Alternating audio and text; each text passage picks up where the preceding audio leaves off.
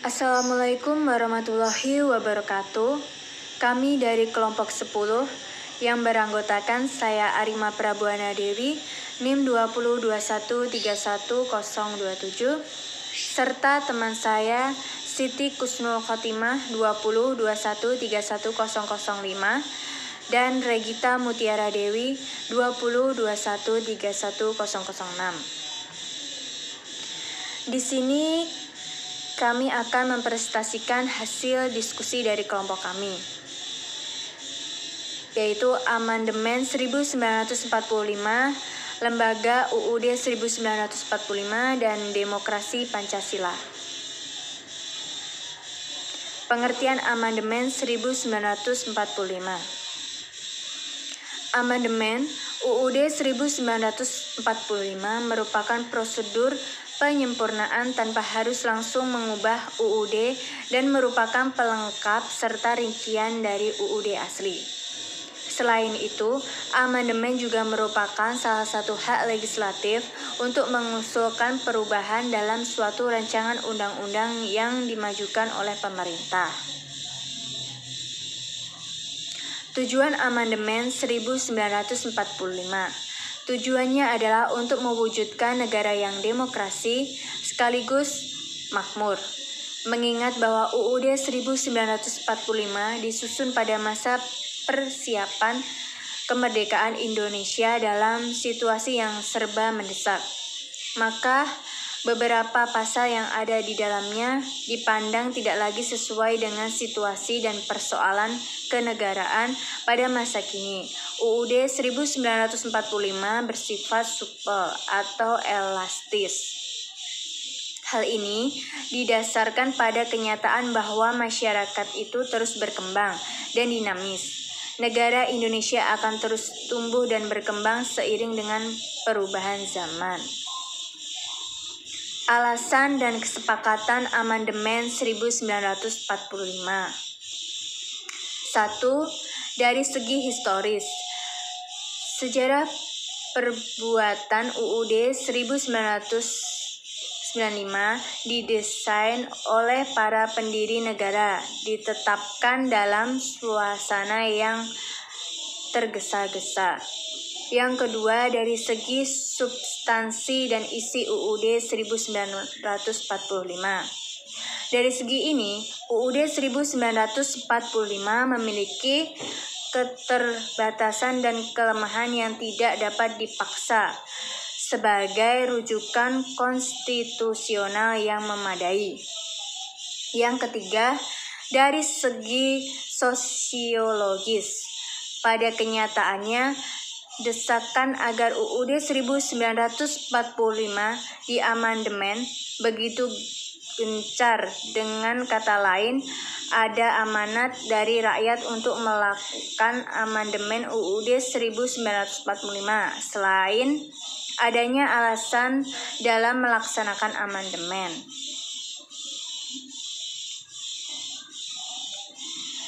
Beberapa kesepakatan antara fraksi MPR dalam amandemen UUD 1945 antara lain. 1. Tidak mengubah pembukaan UUD 1945. Yang kedua, tetap mempertahankan NKRI. Yang ketiga, tetap mempertahankan sistem presidensial. Yang keempat, dalam penjelasan UUD 1945 yang normatif dimasukkan dalam batang tubuh. Yang kelima, perubahan adendum 1, kesatuan antar bagian yang diubah dengan yang tidak diubah. Selanjutnya, sejarah amandemen UUD 1945 di Indonesia. Amandemen 1. Amandemen yang pertama kali ini disahkan pada tanggal 19 Oktober 1999 atas dasar SU MPR 14-21 Oktober 1999. Amandemen yang dilakukan terdiri dari 9 pasal.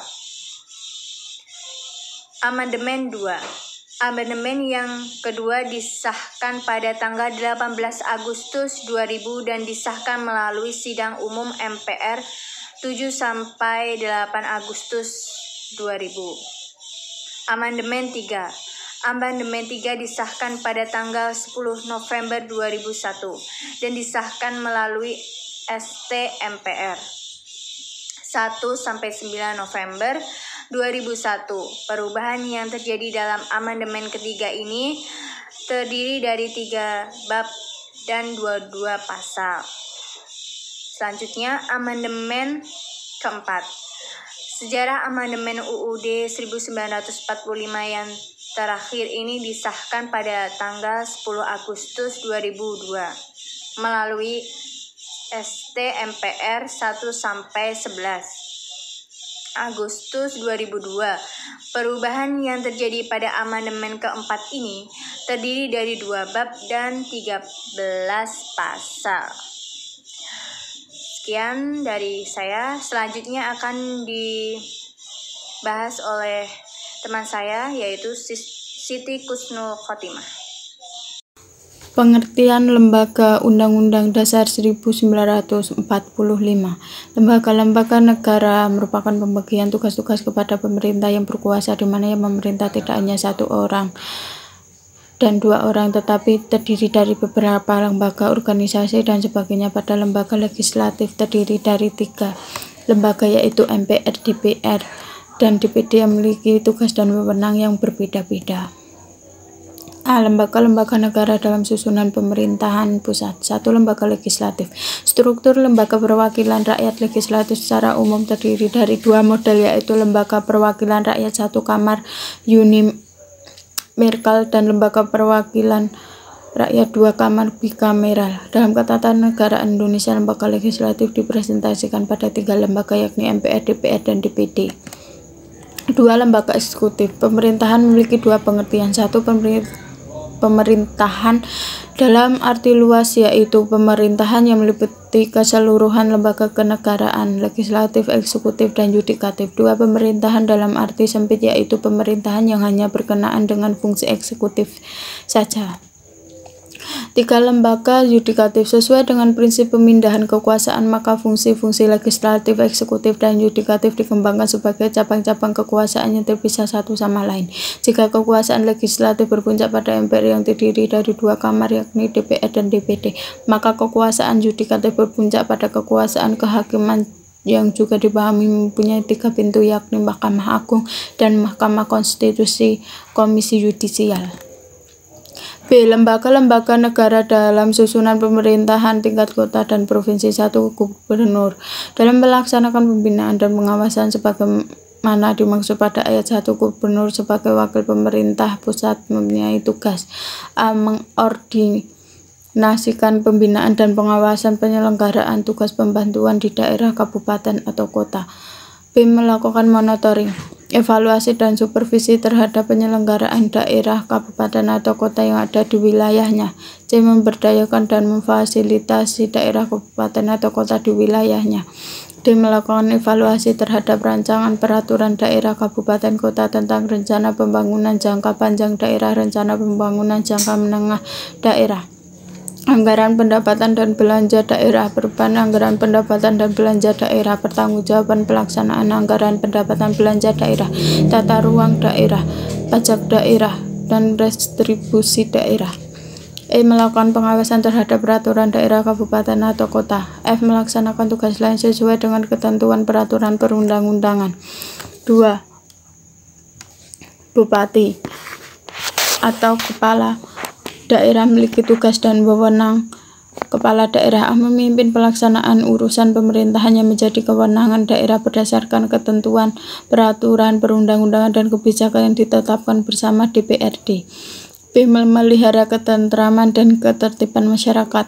C. Menyusun dan mengajukan rancangan perda tentang APBD, rancangan perda tentang perubahan APBD, dan rancangan perda pertanggungjawaban pelaksanaan APBD kepada DPRD untuk dibahas bersama. D. Mewakili daerahnya di dalam dan di luar pengadilan dan dapat menunjuk kuasa hukum untuk mewakilinya sesuai dengan ketentuan peraturan perundang-undangan. C. Lembaga-lembaga Negara dalam susunan pemerintah tingkat kecamatan. 1. Camat. Tugas dari camat yaitu A. Mengordinasikan kegiatan pemberdayaan masyarakat. B. Mengordinasikan upaya penyelenggaraan ketentraman dan ketertiban umum. C. Mengordinasikan penerapan dan penegakan peraturan perundang-undangan. D. Mengordinasikan pemeliharaan prasarana dan fasilitas pelayanan umum. E. Mengordinasikan penyelenggaraan kegiatan pemerintahan di tingkat kecamatan. F. Pembinaan penyelenggaraan pemerintahan desa atau kelurahan. G. Melaksanakan pelayanan masyarakat yang menjadi ruang lingkup tugasnya yang belum dapat dilaksanakan pemerintahan desa atau kelurahan. D. Lembaga negara dalam susunan pemerintahan tingkat desa. 1. Lurah. Tugas dari lurah yaitu A. Pelaksanaan kegiatan pemerintahan kelurahan. B. Pemberdayaan masyarakat. C. Pelayanan masyarakat. D. Penyelenggaraan ketentraman dan ketertiban umum. E. Memeliharakan prasarana dan fasilitas pelayanan umum. F. Pembinaan lembaga kemasyarakatan. 2. Kepala desa. Tugas kepala desa yaitu A. Memimpin penyelenggaraan pemerintahan desa. B. Mengangkat dan memberhentikan perangkat desa. C. Memegang kekuasaan pengelolaan keuangan dan aset desa. D. Menetapkan peraturan desa. E. Menetapkan anggaran pendapatan dan belanja desa. F. Pembinaan kehidupan masyarakat desa. G. Pembina ketentraman dan ketertiban masyarakat desa. H. Mengembangkan sumber pendapatan desa. I. Mengembangkan kehidupan sosial budaya masyarakat desa. C. Memanfaatkan teknologi tempat guna. Pengertian demokrasi Pancasila. Demokrasi Pancasila adalah demokrasi konstitusional dengan mekanisme kedaulatan rakyat dalam penyelenggaraan negara serta penyelenggaraan pemerintah berdasar pada konstitusi yaitu Undang-Undang Dasar 1945. Sebagai demokrasi Pancasila terikat dengan Undang-Undang Dasar 1945 serta pengerjaannya mesti sesuai sama Undang-Undang Dasar 1945. Ciri-ciri demokrasi Pancasila. Yang pertama, pemerintah digerakkan berdasar pada konstitusi. Yang kedua, adanya pemilu secara berkesinambungan. Yang ketiga, adanya peran-peran kelompok kepentingan. Yang keempat, ada penghargaan atas hak asasi manusia dan pelindungan hak minoritas. Yang kelima, demokrasi Pancasila adalah kompetisi beragama ide serta langkah untuk menuntaskan permasalahan. Yang keenam, beberapa ide yang terbaik akan diterima bukanlah berdasarkan suara paling banyak. Prinsip pokok demokrasi Pancasila yaitu sebagai berikut. Yang pertama, perlindungan terhadap hak asasi manusia. Yang kedua, pengembalian keputusan atas dasar musyawarah. Yang ketiga, peradilan yang merdeka bermakna badan peradilan kehakiman adalah badan yang merdeka berarti lepas dari pengaruh kekuasaan pemerintah serta kekuasaan lain.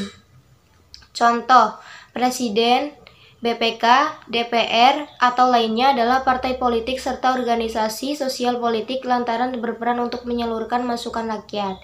Yang keempat, proses pemilihan umum.